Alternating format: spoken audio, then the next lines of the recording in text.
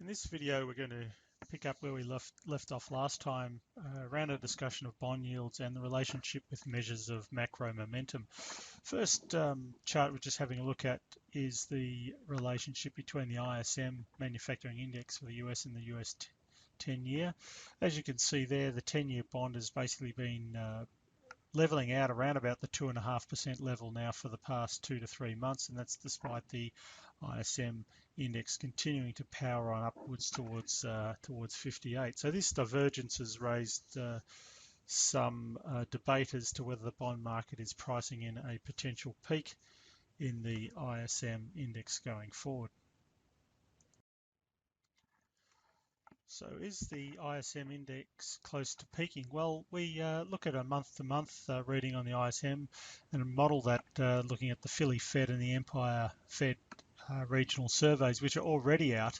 As you can see, last month they were suggesting an ISM reading up above 60. Now, of course, that didn't eventuate, even though the reading was actually very high. Now, the Philly Fed and the Empire survey both fell back slightly, but remained at very high levels and consistent with potentially another further rise in the ISM index when it comes out in the next week or so. So if we take the current level of the ISM manufacturing index, as I said, it's 57.7, just having a look at how often it's been higher than 57.7 going back to, I'm looking at from 1989. You can see there that that's only occurred on under 10% of the occasions. So highly unlikely that it stays above these levels. What about the manufacturing new orders index? Well, we'll use a slightly higher number for that. That's currently sitting at around 65.1. So if we put in 65.1, we can see that it's only been higher 2% of the time. So both indices are at very high levels, suggesting that we should see some sort of downturn ahead. Now, top quintile on the ISM index is around about the 55 level. As I said, we're currently sitting at 57.7. So let's just have a look at what has transpired once it's reached that level in the past. And just to explain, point zero is the point at which it first reaches the first quintile, and that's 6 months post, 12 months post, and so on. So you can see that the average outcome is the bold red line, and it's basically been fairly steady around about the 56 level. So on average, it's stayed quite high. There's been a range of outcomes around that, but essentially on 4 occasions, the ISM has actually moved to higher levels, and that occurred in 93, 04, 2010 and also 1983. On 7 occasions, it's actually gone lower to an average of around about 52. So 2/3 of the time, we've seen the index decline over a 6-month period. And if we stretch that out over to a 12-month period, more than 70, almost 75% of the time, we've seen lower outcomes.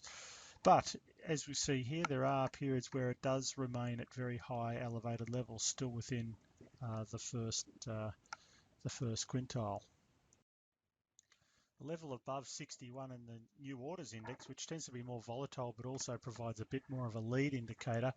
A level above 61 we can see get you in the top quintile. So what has happened in the following 6 months? Well, on average it's dropped to about 58, and then after 12 months it's dropped to around about 54. Once again, about 2/3 of the time we've seen it at lower levels on a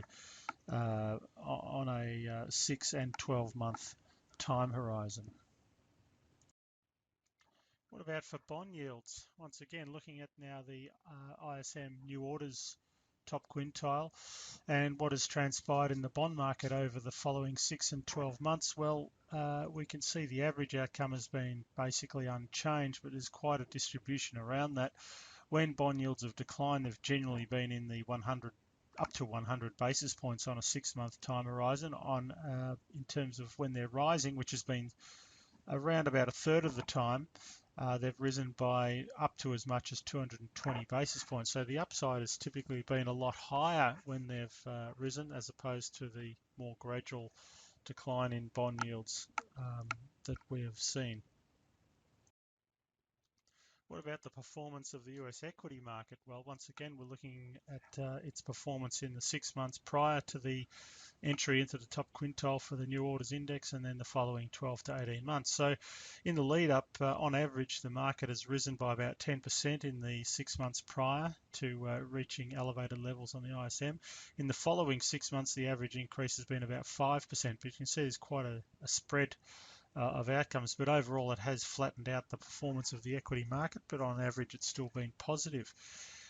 If we strip out the three worst outcomes, and that is 2002, 1987 and 2011, and if we just select that, removing those, you can see the impact there. It lifts the 6 month performance post reaching those elevated levels to around about 7%. So, on broadly speaking, the equity market has generally been able to do okay, even once the ISM new orders has reached to these higher levels.